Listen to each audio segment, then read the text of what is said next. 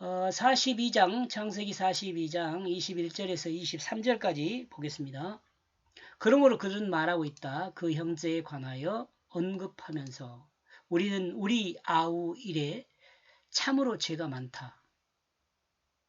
우리가 그 마음의 고통을 보았을 때 그가 우리에게 자비를 구함으로 그러므로 우리는 듣지 않았다. 이와 같으므로 이 괴로움이 우리에게 임했다. 이거 지금 좀 어렵게 내용이 돼 있죠.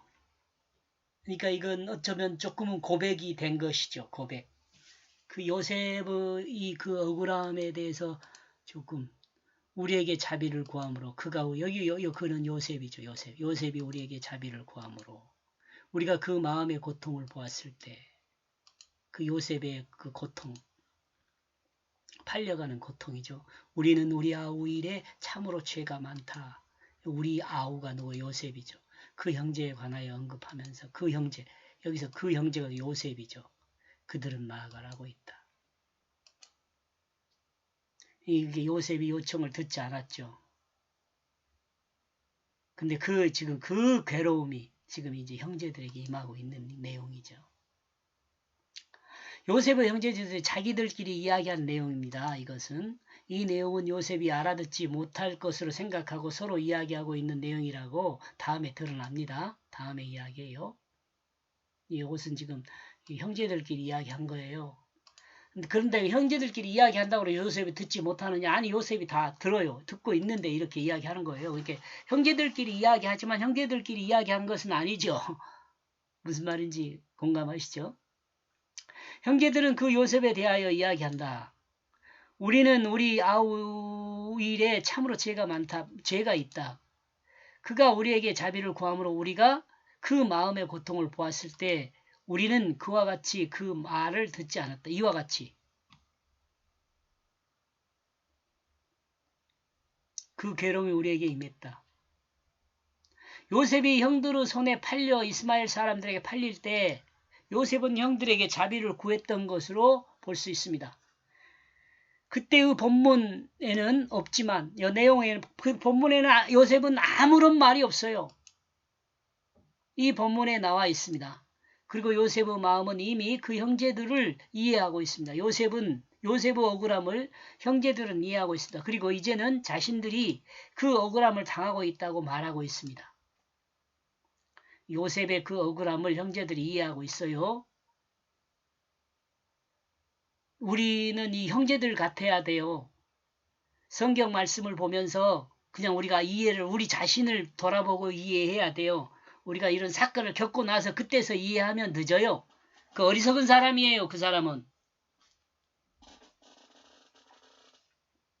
억울함을 당하고서야 자신들이 사람을 억울하게 했다는 것을 알게 됩니다. 이것은 다행입니다. 그래도 다행이죠. 억울함을 당하게 하고 자신이 억울함을 당하면서도 자신이 가한 그 억지를 반성하지 못하는 사람이 세상에 수두룩합니다. 비록 요셉을 팔았지만 자신들의 진실을 몰라주는 요셉 앞에서 자신들의 죄를 생각할 수 있는 이들은 자신들의 주장과 같이 정직한 사람인들일 수 있습니다. 이렇게 볼 때 정직한 사람은 입장을 바꿔서 생각해보는 사람이라는 생각을 합니다. 그러므로 루벤은 그들에게 말하고 있다. 그의 말이 내가 너희에게 죄를 태어나게 하지 말라 말하지 않았더냐. 그러나 너희는 듣지 않았다. 그러므로 또한 그 핏값을 요구하게 된 것이다. 이 말씀과 비슷한 내용이 창세기 4장 6절, 7절에 하나님이 가인에게 하신 말씀입니다. 우리 그리스도인들은 이 말씀요, 태초에 이 말씀 정말 중요한 말씀들을 성경에서 설명을 하죠.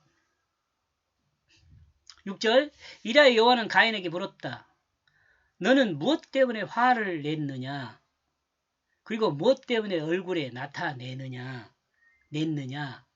화를 얼굴에 나타냈느냐? 이런 말이 되겠죠. 7절, 만일 내가 기분 좋게 행하였다면, 이거 정말 여러분 이거 창세기 여기 가인과 아벨의 제사에 대해서 오해하지 않게 하는 내용이에요. 이게 만일 내가 기분 좋게 행하였다면 이게 나와 여러분이 하나님께 정말 기쁨으로 예배를 드렸다면 당당하라는 거예요. 당당하지 못할 게 뭐가 있냐 이 말이에요.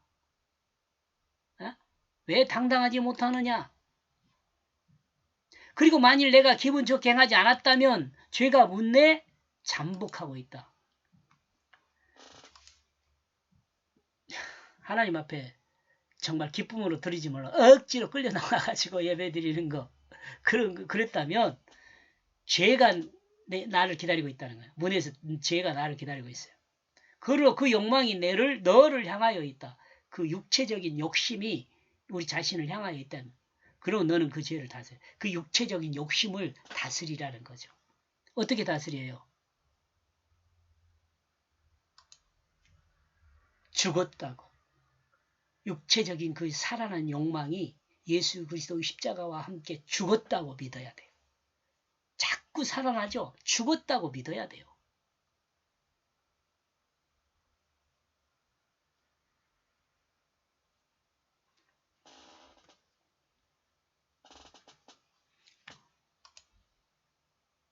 하나님 나라를 반역한 모든 사람은 죄를 가지고 있습니다.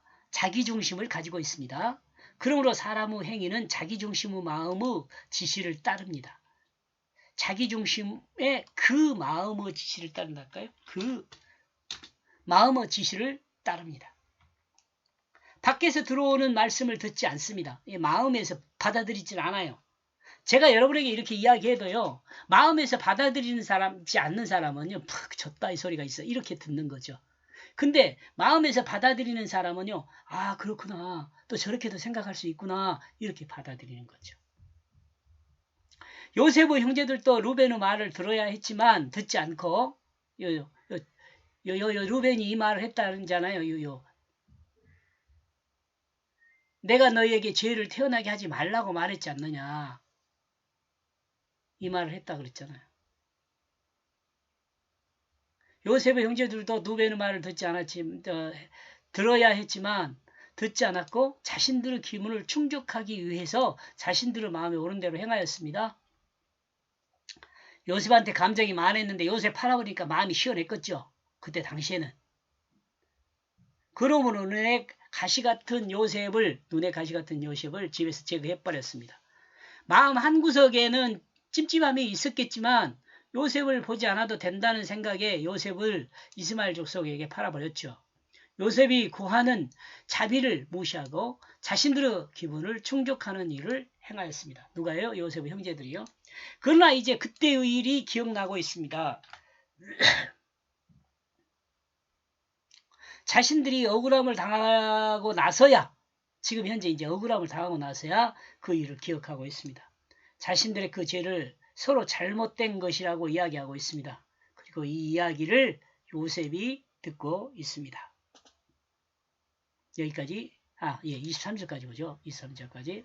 그리고 그러나 그들은 알지 못하였다. 요셉이 그 말을 듣는 것을. 왜냐하면 그들과의 사이에 통변을 세우기 때문에. 그 이집트 말하고 애굽 말하고 히브리 아람어하고 좀 틀렸는 모양이죠. 그래서 통변을 세워서 요셉하고 형제들이 대화를 했었는데 통변 없어도 됐다 이 말이죠. 다 알아듣는단 말이죠.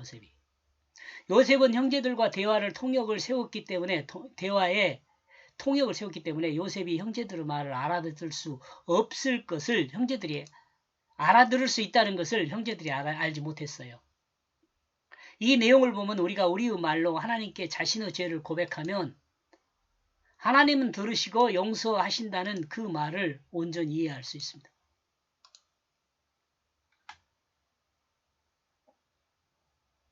하나님 다 알아들으세요. 우리가 말하는 거 방언으로 말해도 다 알아들으세요. 방언 뭐 있니 없니 그런 사람인데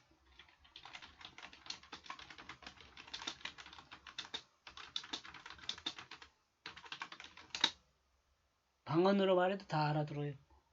여러분 그냥 소리로 말하는 것이 아니라 방언으로 말하는 게 뭔지 여러분 제가 한번 설명했는데 방언으로 말하는 것은요. 내가 기도를 하는데 방언으로 하잖아요. 그것은 그 소리의 의미를 담아서 전달하는 거예요. 의미가 없는 소리는요. 방언이 아니에요. 소리예요. 소리. 방언의 개념 이해하세요?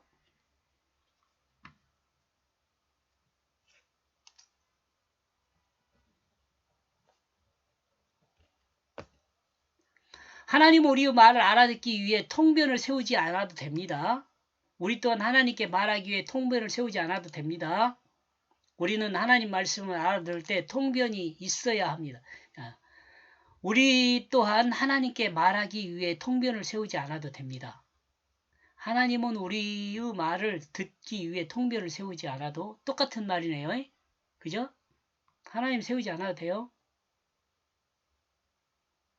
우리가 하나님 말할 때도 세우지 않아도 돼요. 그러나 우리가 하나님 말씀을 들을 때는 통변이 있어야 합니다. 통변을 담당하신 분이 뭐라고요? 성령입니다. 성령. 뜻이에요. 뜻.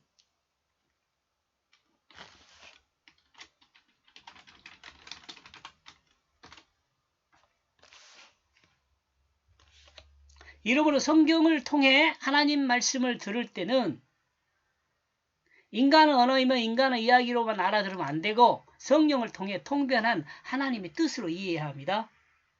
이러므로 그리스도인은 성령을 받아야 합니다. 하나님 뜻을 이해를 해야 돼요. 하나님 뜻이 뭔지를 알아야 돼요.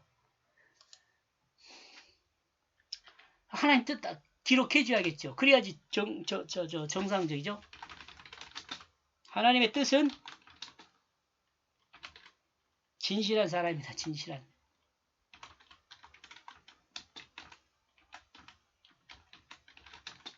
진실한 마음.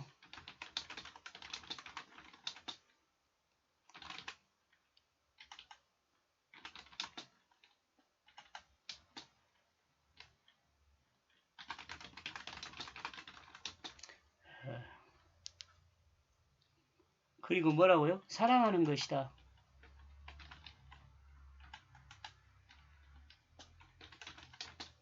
그리고 이 진실한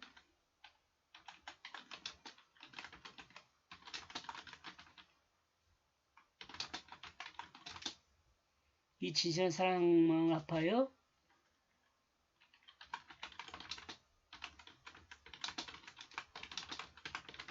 이것이 하나님 뜻이에요. 이 안에 다 들어있어요, 여러분.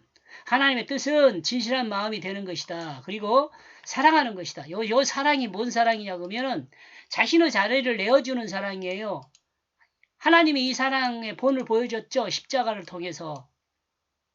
그리고 진실한 마음하고 사랑을 둘을 합하면 어떻게 되느냐? 섬기는 자리에 있게 되는 겁니다.